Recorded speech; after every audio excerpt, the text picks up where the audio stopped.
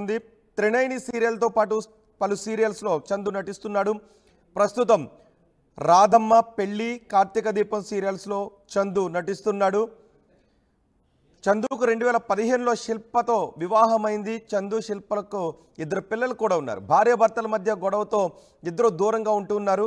మరోవైపు పవిత్రకు దగ్గరయ్యాడు. అదే సమయంలో పవిత్రకు కూడా పెళ్ళయింది. ఆమె కూడా తన భర్తతో దూరంగా ఉంటుంది. ఈ నేపథ్యంలో చందు, పవిత్ర ఇద్దరు దగ్గరయ్యారు. కొన్నాళ్ళుగా సహజీవనం చేస్తున్నారు.